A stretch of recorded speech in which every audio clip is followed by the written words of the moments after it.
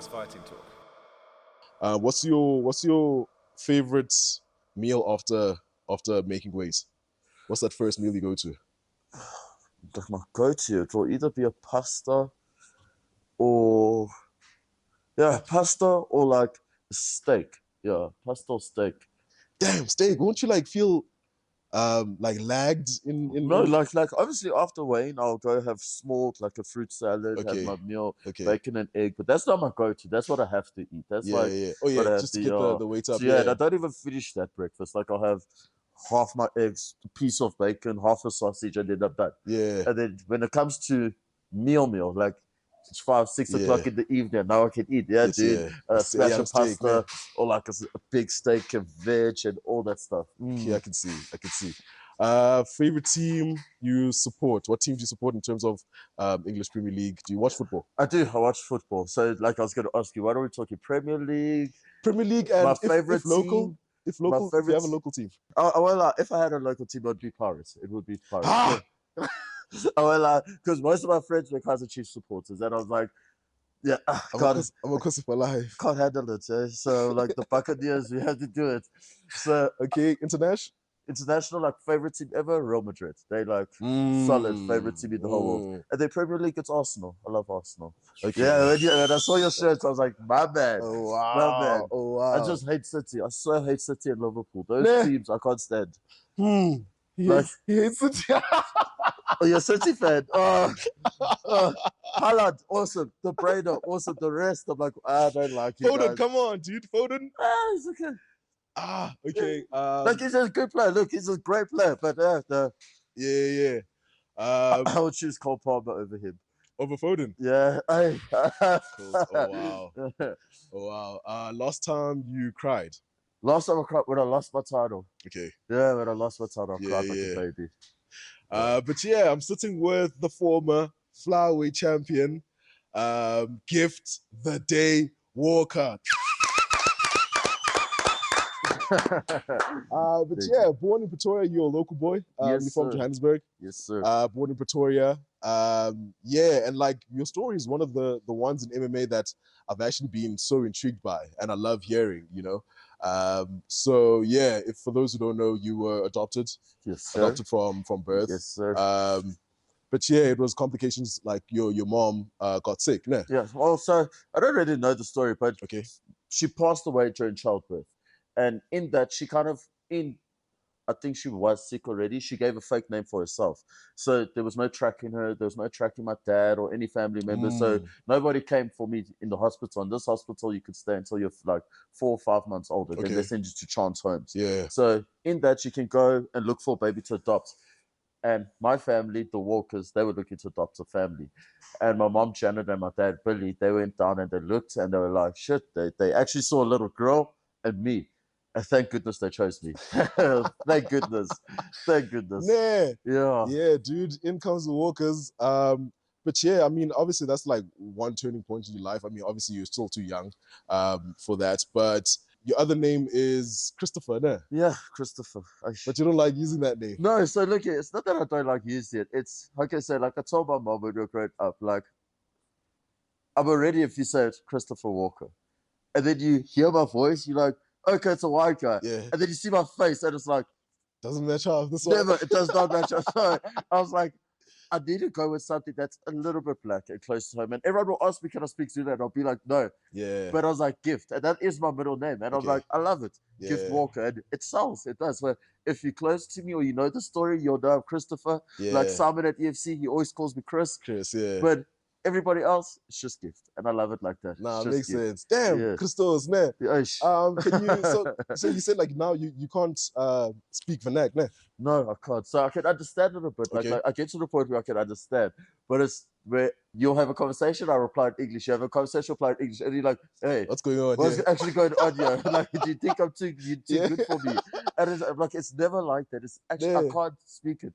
And yes, it is a fact. I have tried, and the people that I try, like my friends, they laugh at me. So then you don't practice that anymore. Like, I'm not going to speak it anymore. Yeah. So that's why I don't speak for that. Yeah. Damn. But also, it's also a gift. It's also me. Yeah. It's also me. Bro. I mean, I guess like everything like has its reasons for yeah, you know? Of course, yes. But yeah, so same time growing up, like obviously, like I would imagine like your upbringing was different, for things like, let's say, like parent teacher meetings, let's say for like sporting events, if like your parents are coming through to like watch you, were you ever like, was that ever a Actually, factor? no, I won't lie to you. Like maybe in school, but sports is the one thing that doesn't discriminate. If you actually think about it, sports is the one thing that you're either good or you're not. Okay. And it's like our sports, because we're South African, and at my time growing up, it wasn't a black or white thing. Like it's, are you good or are you not? Yeah, And that's yeah. still in my career what it's like. So yeah, they would meet my mom and they would be shocked, but it wasn't ever like a A out of thing. occasion thing. Yeah, because Okay. there'd be like colored kids, like a Portuguese dad and a Lebanese mom. So the kid would come out a bit of an olive Yeah, color. So there was yeah. always different skin Okay. kids. Like yeah, so Around, sports, you know. yeah, sport never discriminates. Obviously in school, there's always idiots that are like try to pick on you and that. And like Yeah. if you let that get you, it's gonna bug you. But like So that did happen. that did happen, of course, yes. But either or, like I laugh like one of the days, and it's funny because it's a common joke. One of the days, one of the kids, it's a white kid, he was making a joke that my parents were white and my dad ran away because I'm black. Okay. And I laughed. And like over the years, there was a joke he made, and no disrespect, his parents got divorced. So I'm like, so now what? Hey? So now we're in this predicament where I can say I told you so, or this is karma, or I could just be a Yeah. good friend and be there for you. Yeah. And Yeah. I laughed at it because it was the right thing to Yeah. do. But also, you're young, you're stupid at the time. But Bro, one thing yeah, about tables, yeah, they'll dude. But always turn, bro. that being said, like I do, I love my mom, and Nah. I would be teased even if I had black parents.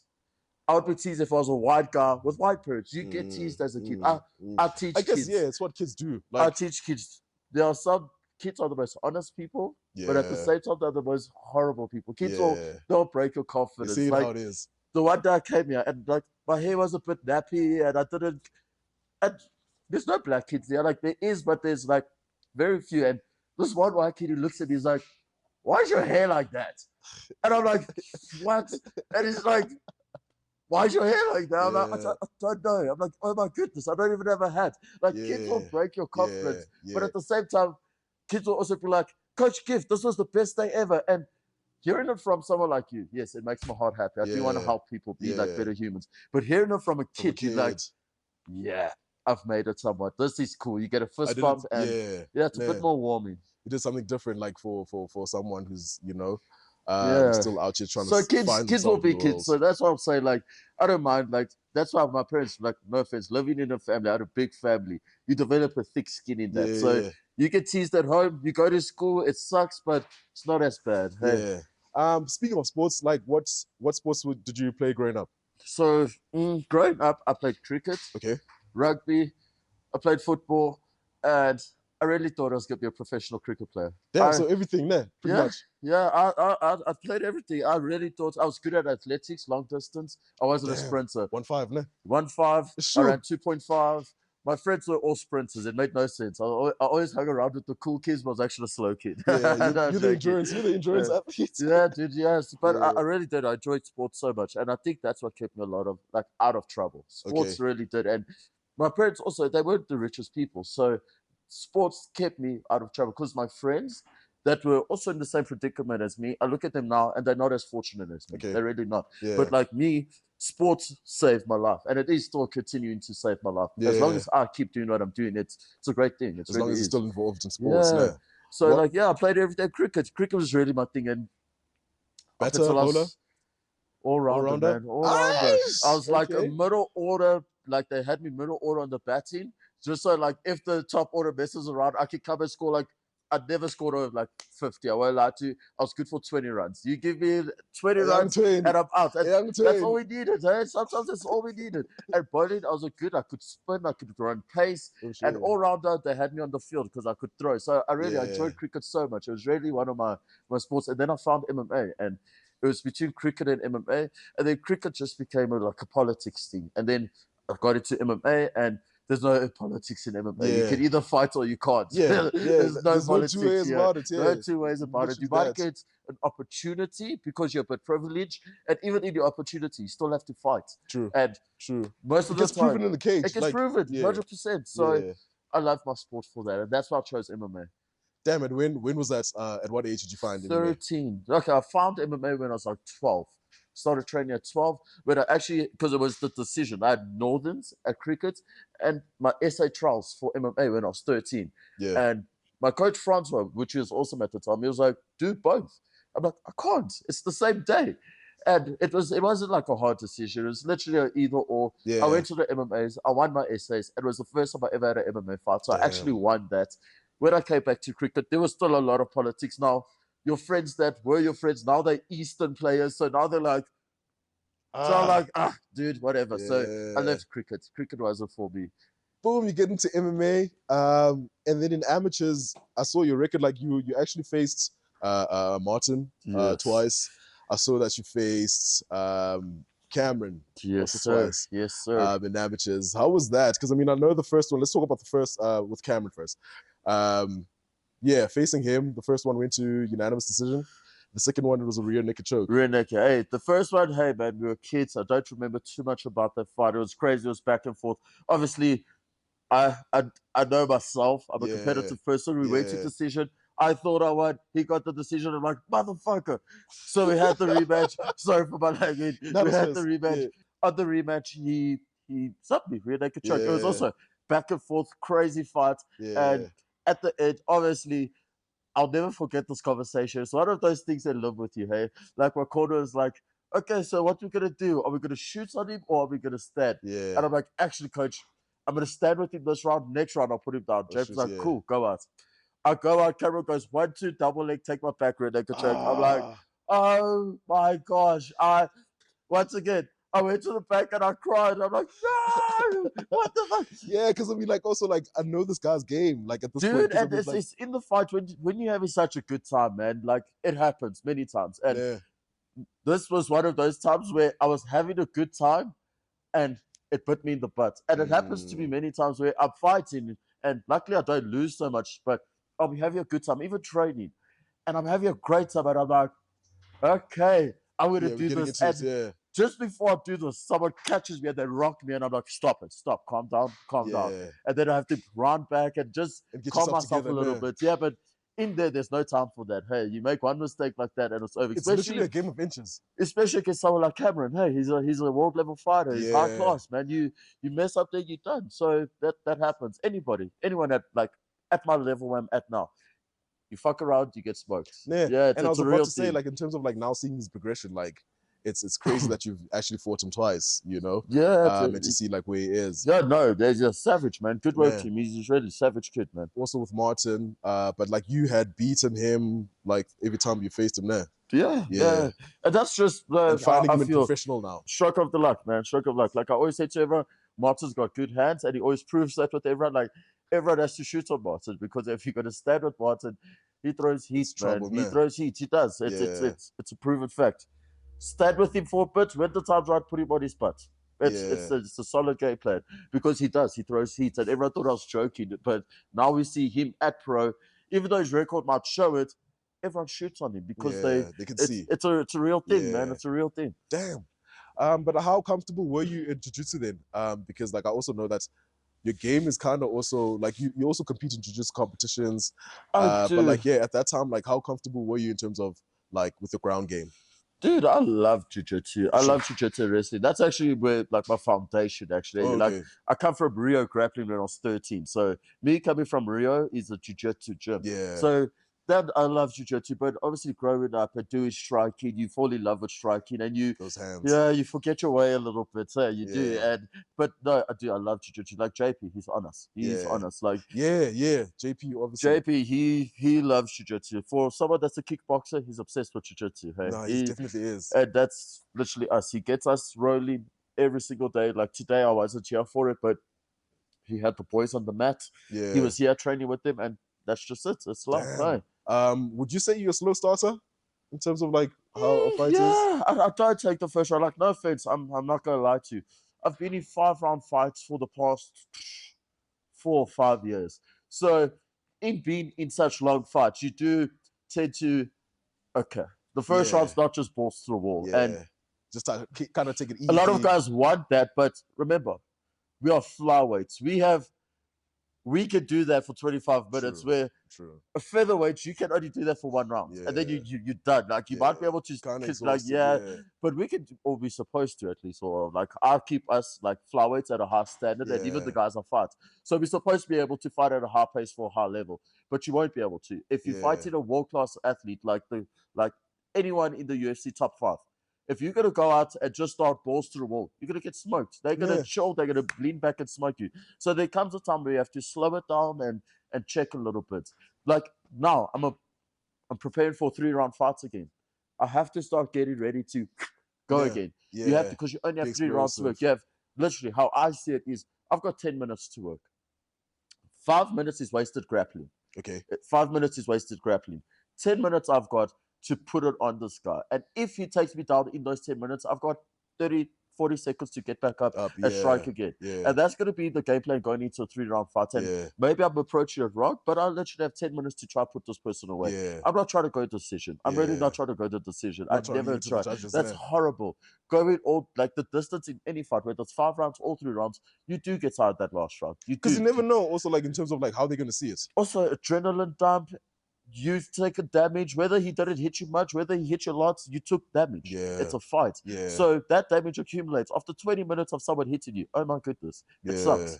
So I don't want to go to decision. If they offer me a 5-round fight, you best believe that first round I'm going to chill. If you make a mistake, I am going to tag you that first round. And if I can finish you, please, I will. I will. But I am. I do try to take the first round to check it out. But like you guys, like as you said, like in terms of flyweights, you guys are explosive in terms of like even from get-go, you know. EFC 97, you fought Salahuni, and even that was like at a high pace. You see, that no offense, that was him. That wasn't me. But also first one, he kind of got you. He did. Hey, look, I'm not saying I'm a perfect fighter. Kicks and Everyone knows it. Best game plan for Gift. You want to beat Gift, attack the legs, man. Because I have a good boxing stance. If you want to take me off base, you need to kick my legs. If you're gonna stand, I'm gonna tag you. I'm gonna light you up, man.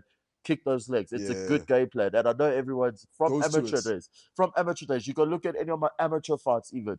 You need to kick my legs. Because if you're just gonna stand in front of me and we're gonna box, I'm gonna throw hands on you. So it's a good game plan.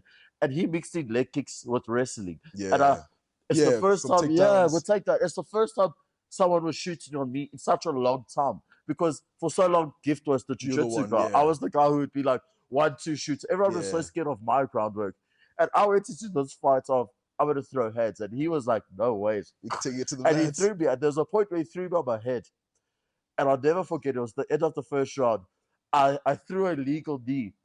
And the ref wanted to call time. And I was like, no, ref, it was clean. Ref's like, fight. And I laugh. I was pointing his ear. I'm like, ha ha. He picks me up. Boom. He throws me on my head. And he looks at me. I'm like, oh shit. That's not good. That's not good. Like, my neck, I'll never forget. Like, I went, boom. Boom. I saw him, like, my neck. I'm like, ow. You felt his neck. I stood in the corner. I'm like, I'm going to put him away. I'm done with this shit. I'm done with this shit. I'm like, I'm done with this. Damn, rear naked nah. Yes, sir. Rear naked. Rear naked. Boom, EFC 107. You fight Terence. Yes, sir. For the flyweight strap.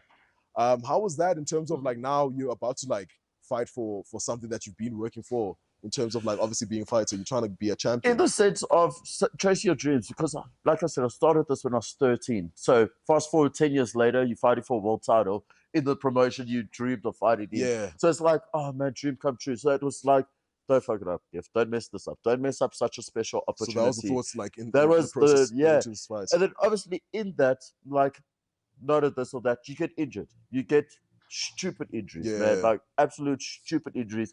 And I was not able to wrestle that camp, like no wrestling. And knowing Terence is a solid striker, I didn't really want to waste my time striking with this guy because striking, I know my striking is great, but striking is still 50-50. Yeah. You step in there. It's like one punch. It's literally, because we're so quick.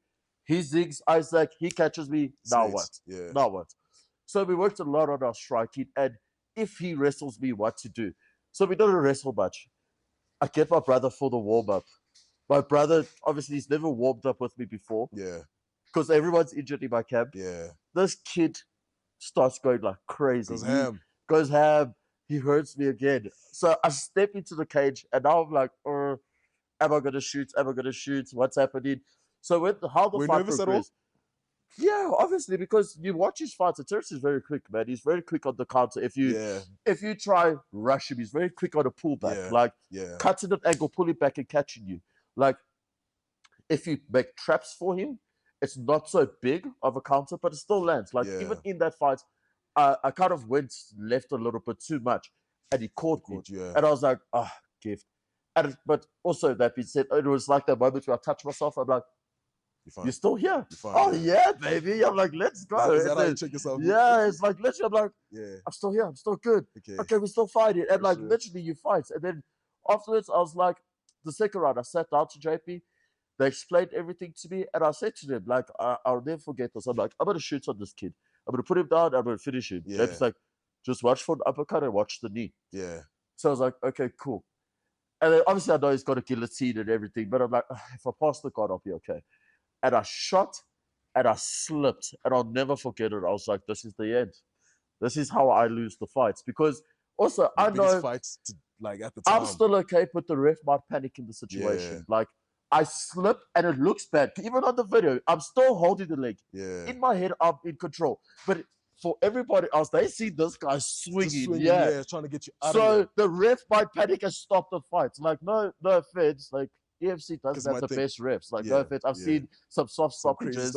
But also, I've seen some stoppages where I'm like, ref, you're about to kill a man. Stop the fight. Literally. Stop the fight. So yeah. I said that to ref, but luckily, Faraday, he's awesome. And I said to him, give me a fighting chance. Okay. That's all I asked for, a fighting chance. And he did. It's a title fight. I mean, it's a title fight. And hey, we've seen some soft stoppages in title fights. Yeah, hey, we have. Divs. So I said it, and he gave me a fighting chance. I got the takedown. I got up, and when I settled him, because he was frantic, man, he was moving. Yeah. When I settled him, it's crazy.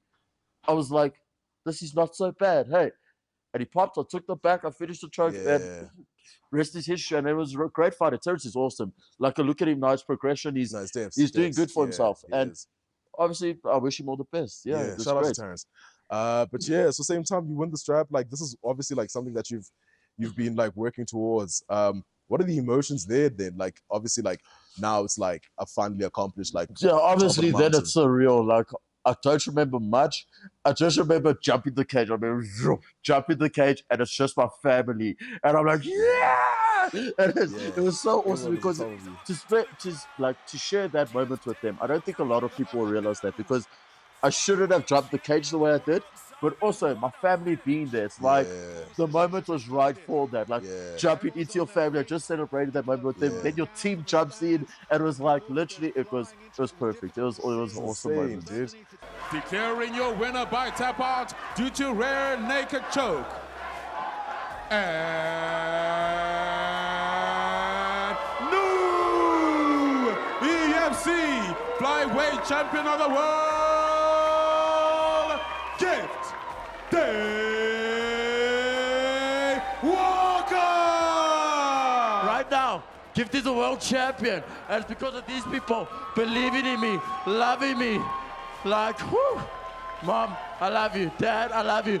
My girlfriend, I love you. Bianca, I love you so much. My family, friends, look at that. The support has been amazing. I'm so blessed, so blessed. Then we get to first title defense, UFC Yes, 111. Yes, sir. Yes, sir. Now, what are obviously, like, I mean, some people will say like, you're not a champion until you defend that first. I do agree with that. That first fight. So you do agree with that? I do agree. But yeah, Zulu boy, obviously a name and a figure in the EFC. Yeah, 100%. For me, I feel like the moment got to you, but you can tell me otherwise. Oh man, like I can sit here and tell you a million things, but one thing I can tell you, the moment did not get to me. Okay. Like, if we can be honest with each other, like, I've fought big fights my whole life. Okay. My whole life. For the past 8-9 years, I fought big fights. Yeah. That loss to Zulu was the first time I lost in 6 years. So if we put that in perspective, it's the first time I've looked bad for any of you guys to see. Okay. So yes, anyone can make a speculation, and I can tell you A, B, C, D, but plain and simple, I lost to the better man that night. That's what happened. Like, Gift Walker showed up, and I lost. And I would never take anything away from Zulu because afterwards, even in my emotional states, he came to me and he was like, dude, I'd give you a rematch any day. And I was like, you don't need to say that. Why would you need like good work to you? What a champion. Because I wouldn't say that. I am that guy. I enjoy the moment. I'm like, woo! I'll still give you a hug and be like, good work to you and your team because still it's the right thing to do. But I wouldn't say that. So well done to Zulu on that and good work to him on the moment. But yeah, dude, I fought. It wasn't my best performance. Like still, I haven't watched that fight. I don't want to watch that fight. It still sits with me because I know I could have been better. I know. Yeah. But also at the same time, it's his moment. Good work, Chibi. I can't be like I could have been better. I can't be. I can't be like he got lucky. There's no luck. Did I tap? Yes. Good work. Take it. Move on. There's a lot of people in the EFC. You tap them and they're like, you got lucky. I'm like, what do you mean? What do you mean? Did you not tap? Like it's crazy. Like the mentality of some guys. And I don't want any of my fans or future fans to ever think Gift Walker's a loser. Because that's loser mentality. That I don't want anyone to have. I want be a winner, man. And even if you lose, it's okay. We're not doing this to be undefeated. I'm sorry, we're not boxers, or I'm not at least. I would love to protect my record. I could sit there fight bottom feeders that have solid title defenses and be that guy that everyone talks about, but I'm not. For the past 6-7 years, I've taken the tough fights, and like that last fight, it was a tough fight, and I lost. It wasn't the outcome I wanted. It wasn't the outcome my fans wanted. I am sorry, but hey, it's life. Hey, it was kind of like I was like being on the side of like mostly like where your family was. Like it was a tough one to see. It was tough, like the mood and like how. Just see my family. Everyone who knows my family and even my friends is very happy-go-lucky people. It's like, woo, even on our worst days, we happy. Hey, like even on our worst days.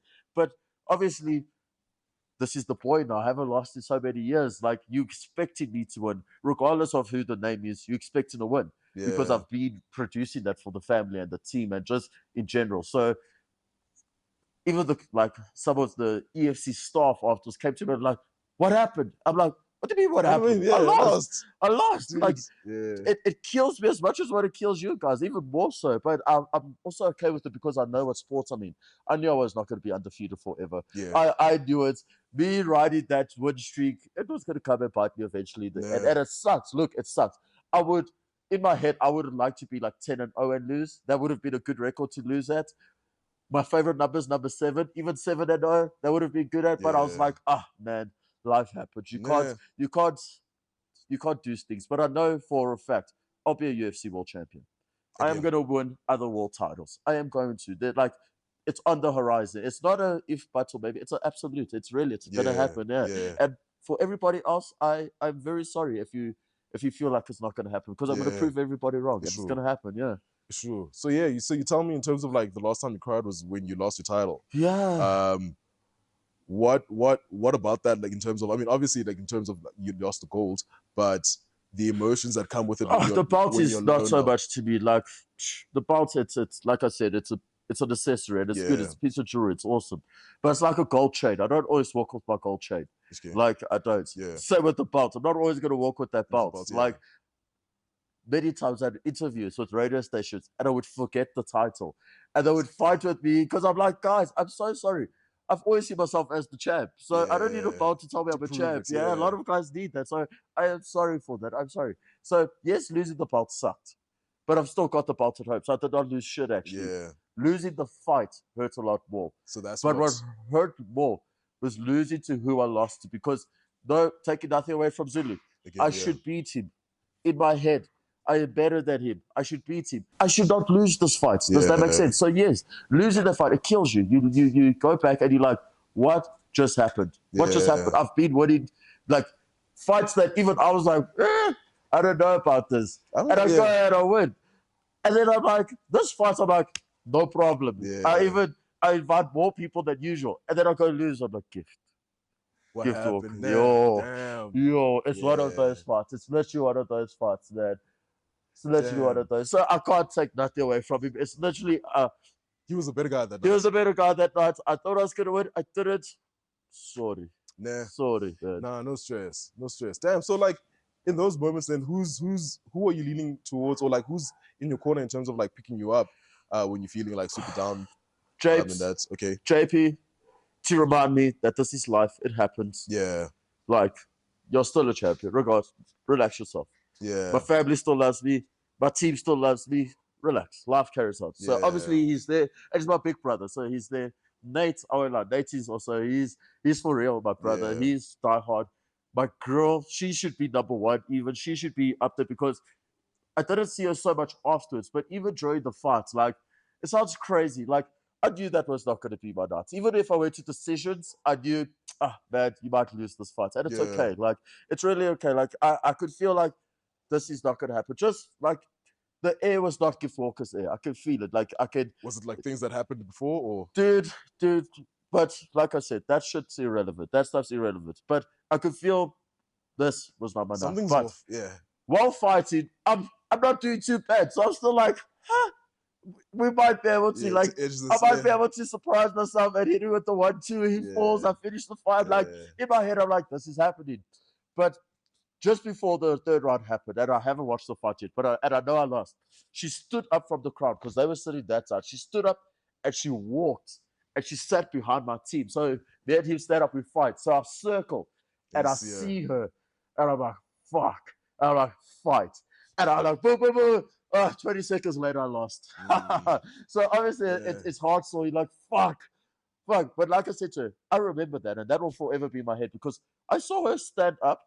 I remember I moved, and now she's sitting just behind my team. She's like, go, baby. Yeah. I'm like, I'm trying. I'm trying.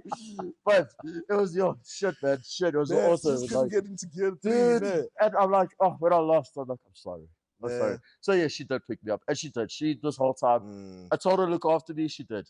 Like, gift out of fight camp. Everyone thinks gift in fight camp, one of the disciplined guy, and I am. I'm one of the dude. Solid. I Yeah. will win your world title. I've proven this. But gift out of fight camp, like my team here, they call me Baby Bones because they know out of fight camp, yo, man, Gift Walker's not good, man. He's like, Yeah. yeah, man. I'm like, off the track, I'm partying. I'll show up to training, but she's like, Gift, take a shower. Like, fuck. So I know it. So I'm very happy for it because she's level-headed me. She has, like, Okay. she's pulled me, like, Got you on track. yeah, dude, for real. And that's why I'm like, Yeah. I am. I said, like, the other day on my post, I'm actually getting bored because if I'm not partying, if I'm not fighting, what else am I are you doing? doing? Like, what else am I doing? So I need to fight now because I'm not partying. So I Yeah. need to start fighting. I need to fight. Nah. Yeah. Tell me about, like, now, when did you meet the team at the House of Tinkerbell? Because I mean, like, yeah, you did speak about your relationship with JP, but I, like, obviously that wasn't your first gym. No, got I into. came here 14, 15. Like, that gym, I fell out with my first gym. Okay. Not bad for you. I just part ways. You do this, I do that. They moved. Yeah. Things happened.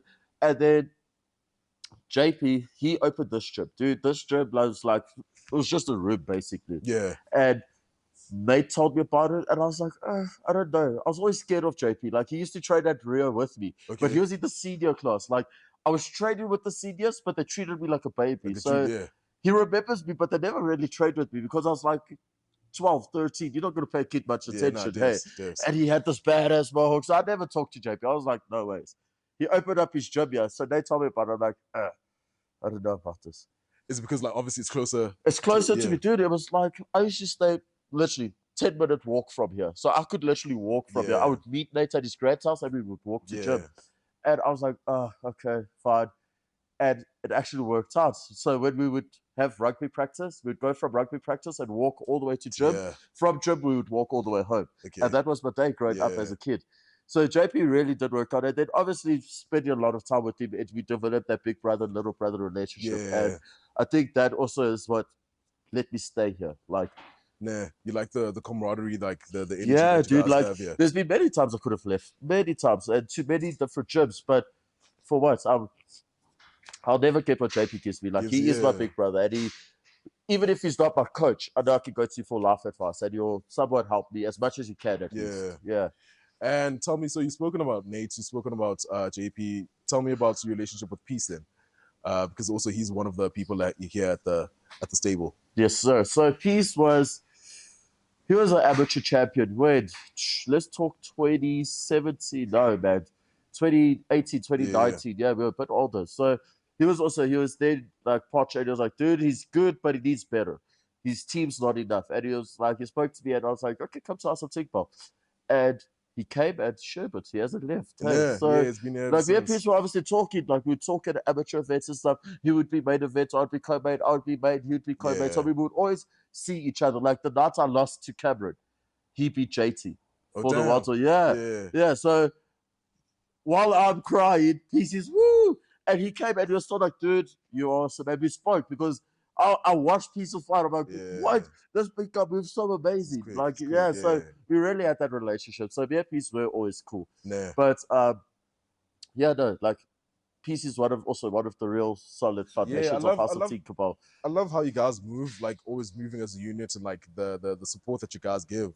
You know, like you can see it. Like I don't think it's anything that's like fabricated. You know, You can't fake it. And I think, like you said, it's not fabricated. Like Yeah. you can see if it's fake. You can see fake love, yeah, or if yeah, someone's just paying to be there. yeah. Like you yeah. can see that. I a can lot. see like yeah. in terms of how you guys move. Like every time, like when I see you guys on the card, you know, it's always a solid unit. But yeah, like you said earlier on, that you guys are like from your family are happy-go-lucky people. What keeps that fire ignited in terms of like being happy, having a positive outlook, regardless that everything is going like left?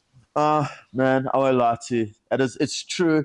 And I say this a lot. It can't get any worse than this. Okay. Because if it can, it already did. Hey. Yeah. So I saw this like I was watching this 2.5 Men, and then like there's a point where one of the characters he hit rock bottom. So his mom's like, "Where do you go besides up? Like you can't get any more broke. Yeah. You can't lose another fight. Yeah. Because if I lose another fight, guess what happened? I just lost my last fight. Yeah. So it can't get worse. It really can't. Unless you got like a 10-fight losing streak. Then I think you need to stop. Then we need to reassess. But then what are you actually fighting for? If you're just fighting for fun, then I don't think you care. Hey.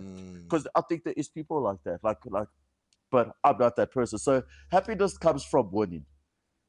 I'm winning in life right now, so I'm very happy. Honestly, am I happy in my fighting career? It's like a 50-50. Okay. Because yes, I'm happy in my training. I'm feeling sharp.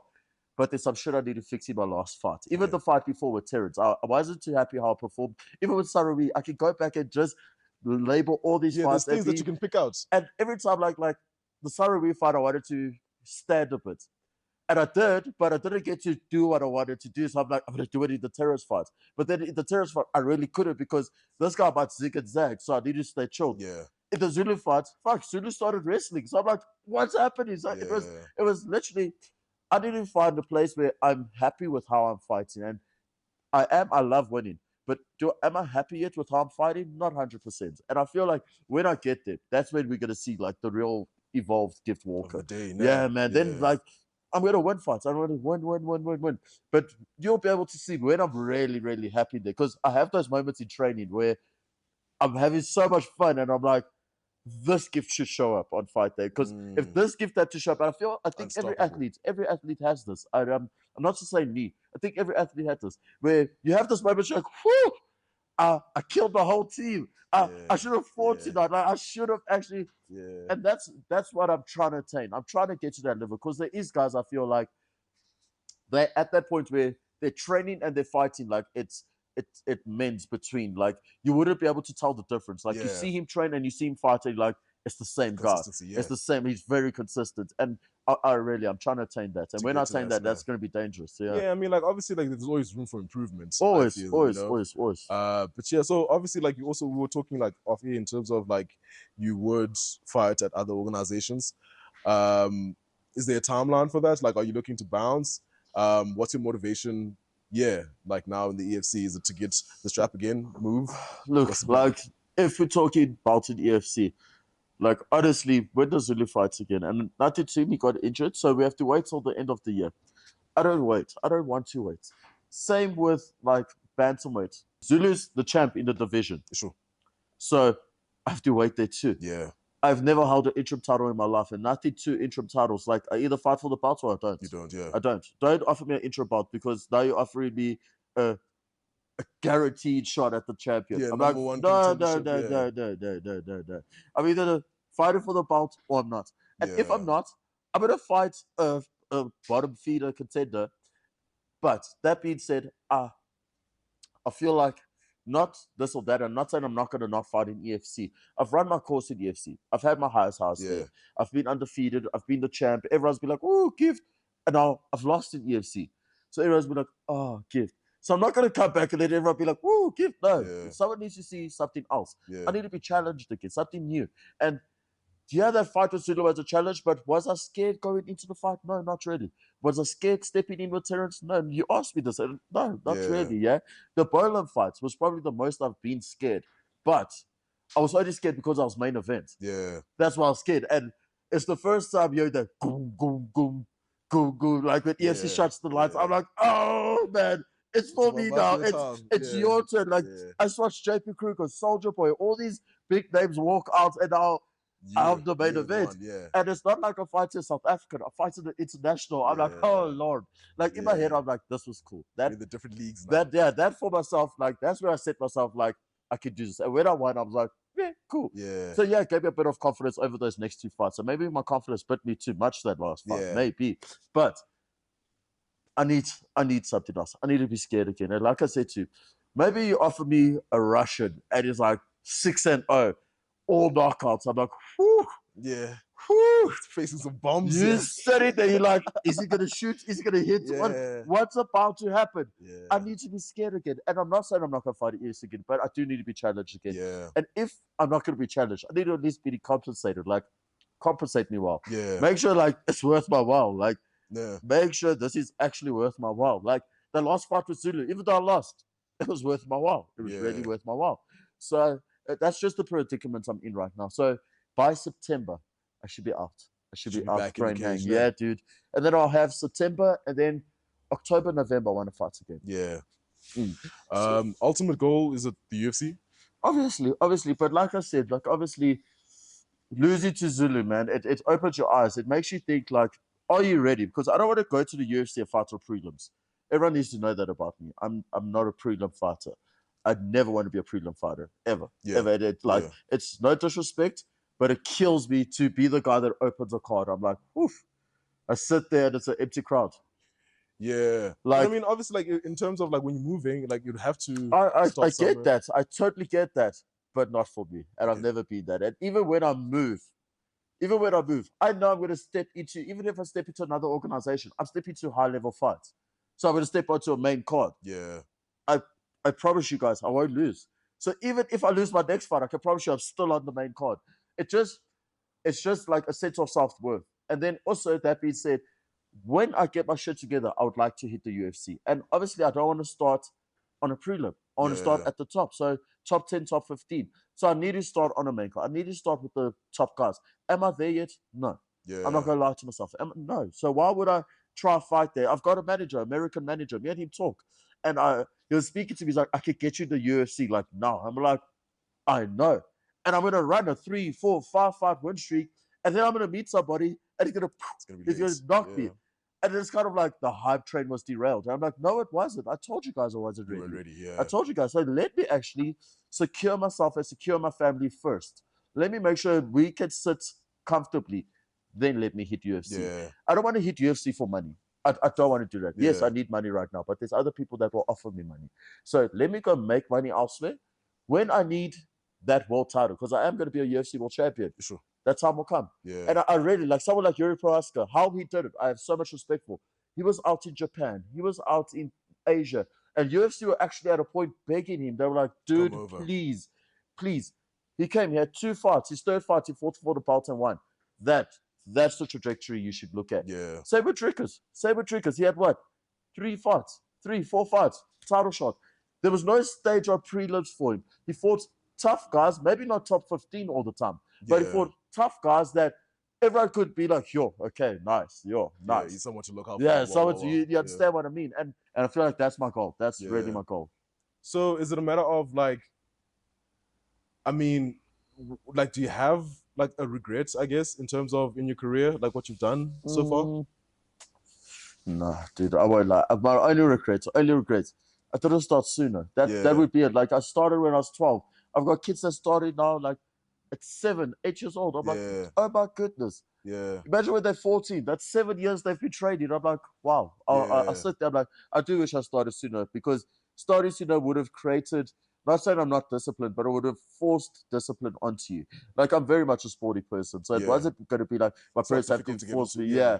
But right now, I'm very much like, I'm a naughty kid. And they put me into MMA to calm me down. And Yeah. it didn't calm me down because I was winning.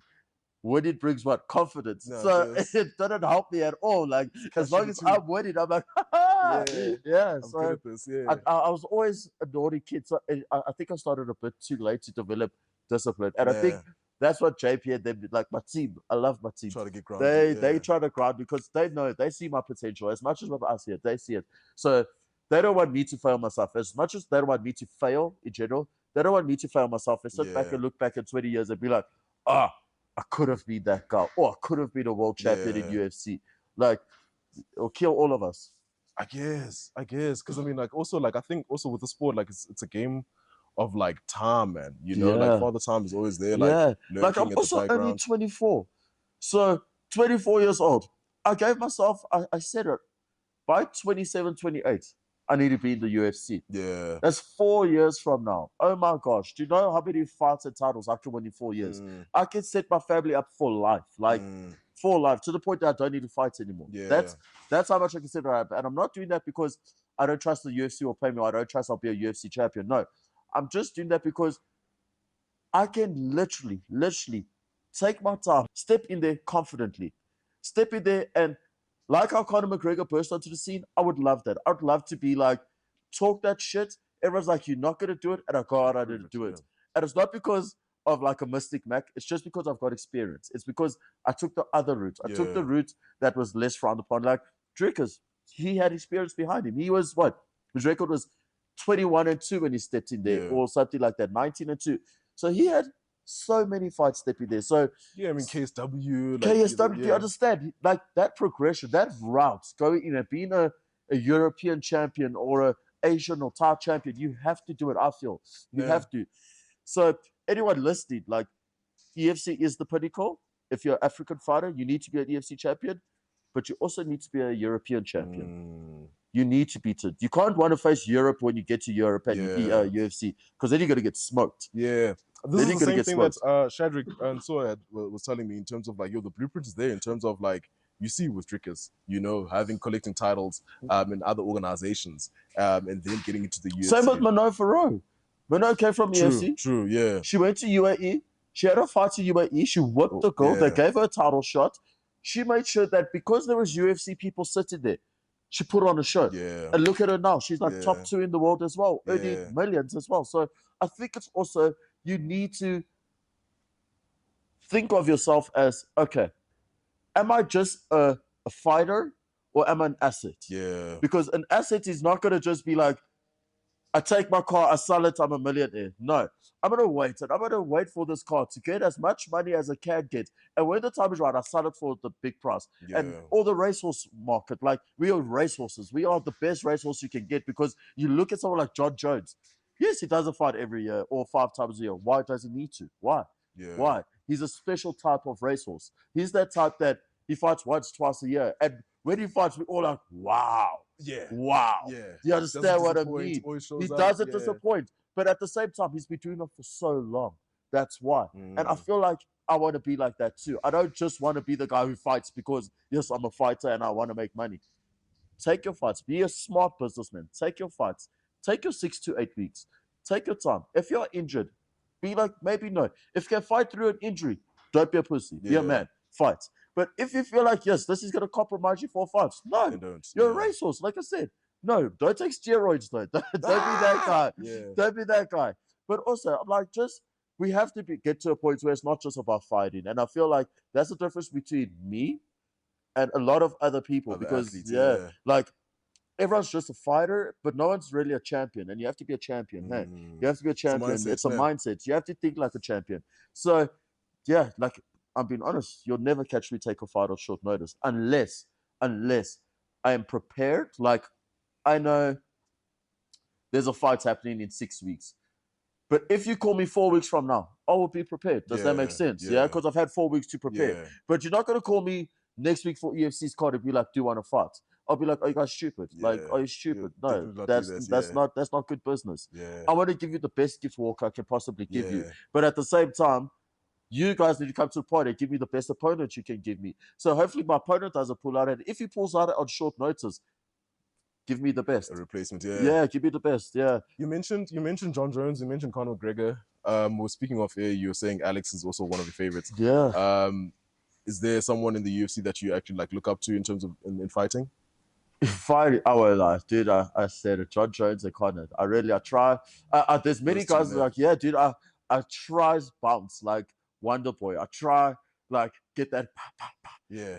but then I get hit and I'm like, shit. I need to keep up my hands. Hey, yeah, Yeah. I need to tighten up my guard. But Yeah. I love a lot of UFC fighters. Like there's guys like Davison Figueiredo. Sure. Like I look at him. I'm like, Just together. would I fight a man like that? I don't know, because he's a monster. He's an absolute beast.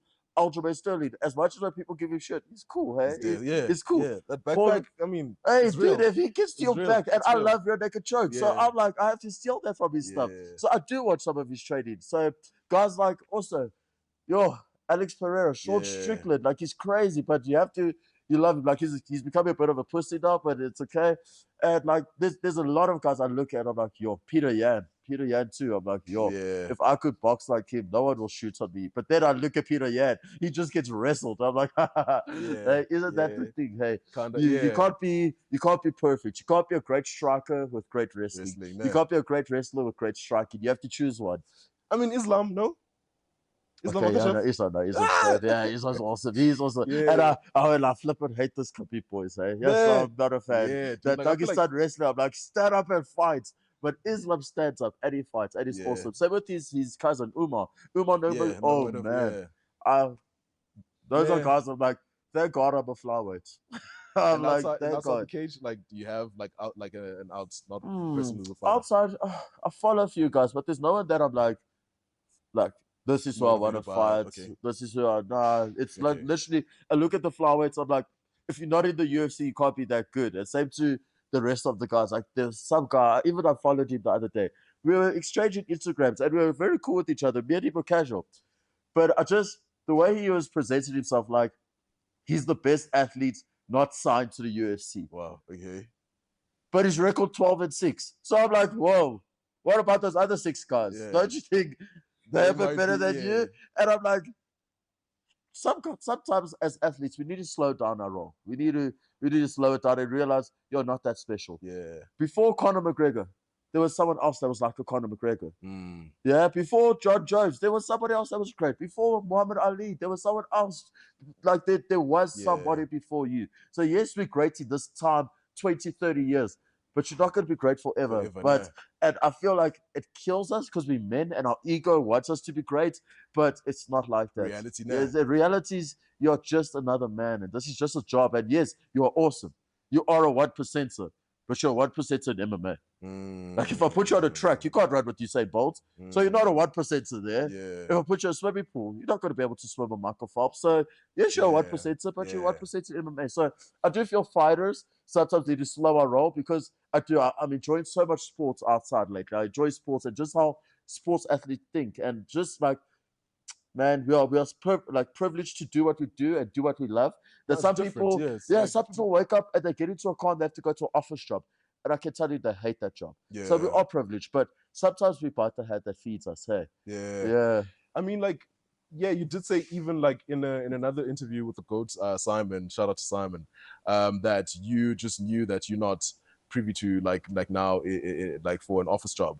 What about you, like at that, like early on, did you know in terms of like, I'm not cut out for an office? School, my dude. Yeah. I mean, like school. I sit there and I laughed. I was talking to my girl the other day because when you reminisce and you sit there, you're like, oh man, if I actually just listened, I actually could have passed that test. Yeah. If I passed this test or exam, how much different would my life actually be? Yeah. So I was sitting there the one day and I was like saying to my girl, you know what? I was actually so naughty because there was a point where the teacher sat me down and she was like, Gift, you have the potential to be the head boy of the school. You have the potential to literally, even if you don't want to be a head boy, be a leader. Yeah. That's your potential. What are we going to do? And I looked at her and I was like, that's your dream. Yeah. My dream is to go home. And I walked out of her class. I'm trying to be outside. Dude, and I sit back now, I'm like, oh, Gift, maybe if you applied yourself more. But then I'm like, no, because then I would have an office job. Yeah. And is that what I wanted? No. I knew from from grade 7, grade 6, this is all I wanted to do. And I would tell my teachers this, and they would laugh at me. Yeah. Like, they would literally, I would never forget this. I haven't still been back to my school because teachers would sit and they would laugh at me. Like, one of my teachers met me outside, actually. And she was like, I'm so proud of you. Like, I also did not think you're going to be a fighter. Damn. Like, you were so, like, you're too playful. Like, you didn't Yeah. have discipline. So I was like, but don't you think that's why I was going to be good at being a fighter? She's like, no. And then she sat and she watched me the one day. She was like, I was amazed. I was like, I taught that kid. And I'm like, that is awesome. She's like, you must come teach him. You must come talk at the school. I'm like, no. She's like, why? I'm like, because I'm going to tell these kids. I'm going to be like, who here has somebody tell them, even in their life, that they can't do it? And most of the room's going to put up their hand. Yeah. I'm going to be like, I'll tell that person, fuck you. Do it. If you want to be a pole dancer, do it. If you want to drive cars for a living, do it. Yeah. I'm like, because there's going to be people that are going to tell you that you can't do it, and then you do it, and no one's going to come to you and be like, I'm sorry. Yeah. No one's going to be like, I'm sorry. Because to this day, I'm sitting and I'm not waiting for apology. It's just nice because I walk past one of the teachers and she knows who I am. I know who she is. And it's like, what? You told me I'm not going to do it. She told me I wouldn't even be able to make a fight. Like, and now I was a world champion then. So I'm like, this is weird now. Hey, this is weird. So for you, is it like proving those who told you won't be able to do it, or proving like myself right? Like those in your corner that actually those that believe you. Yeah, it's proving yourself right. Like, no offense, take my team away. Let's say I live by myself. One man. I said to myself, I'm going to be a world champion. So if I'm not a world champion, I disappoint my fans, I disappoint my family, but who do I really disappoint? Me. Yourself. Yeah, so I don't ever want to be disappointed with myself. Yeah. Like, in a sense, I would like to be happy with myself. When I'm 40, I'm not trying to fight forever, dude. Yeah. By the time I'm 40, this shit is done. Yeah. Like, I've got steroids injected through my body.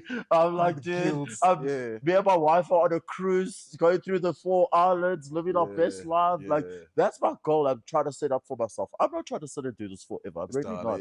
I'm really not. I'm really trying to be like, this is a goal. This is my game plan. And like in EFC, I said it took me 2 years to be a world champion. 2 years, I was a world champion. Yeah. They suspended me to make it 3, but it was 2 fighting years and I was a world champion. Yeah. So same with this now, next venture in my life. Like, yes, I might fight for EFC again, but if I don't, I've got the next 4 years to get into the UFC. That's my goal. 4 years to get into the UFC. Everything else around me is just white noise. Whether I win, whether I lose, whether I cry, whether I'm joyful. Everything else around me, it's going to happen, and I'm okay with it. And that, I think, sometimes fighters, we need to set realistic goals.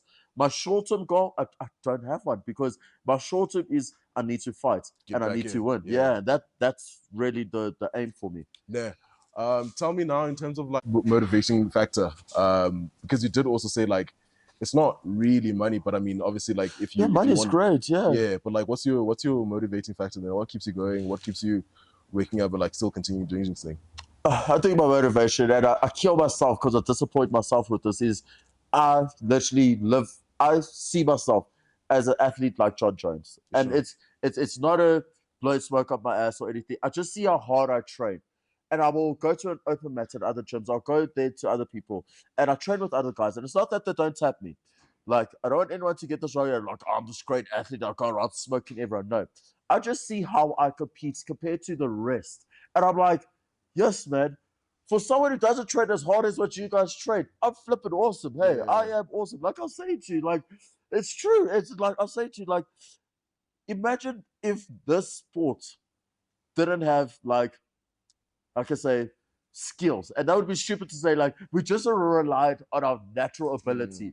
You come in, stop whatever you do, do what you do, come tell me what you know. There's a few guys that would be a beast in South Africa, like JP. Oh my goodness, you'd have a problem with him because he's a big human. Like a Trickus, big human. Andrew Wanke, big human.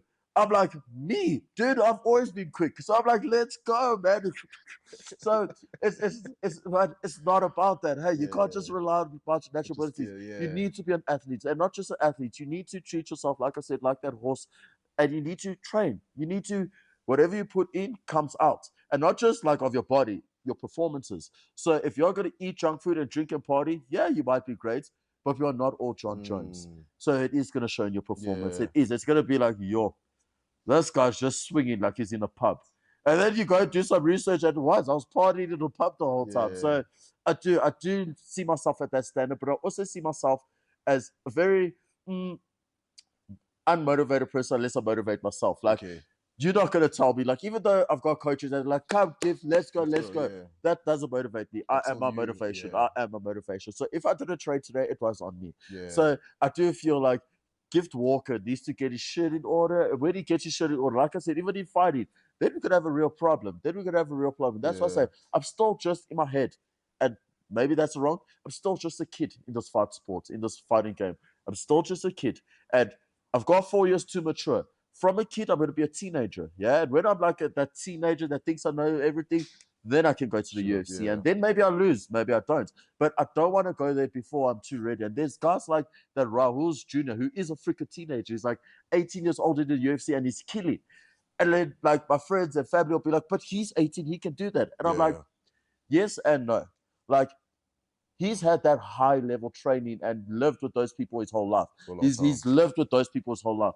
I need a progression into that. And I'm not going to go to America. I want to be, and I really have respect for Tshuck, a South African champion. I want House of Tinkerbell to have a UFC title. And I don't want to be House of Tinkerbell / Vegas. No, House of Tinkerbell. Straight. No in between. I get you. But yeah, man, like for me, it's like even though what I said before, like your story is like one of the ones in MMA that I just feel like, you know, it's like pure gold. And I can't wait in terms of like seeing your progression, bro, in terms of like what you're gonna do and what you set out to do. You know, like following your career. But yeah, it's been a pleasure sitting with you and like getting to know you. It was awesome. But yeah, this has been another knockout episode with myself, Tshuck, and Gift Walker.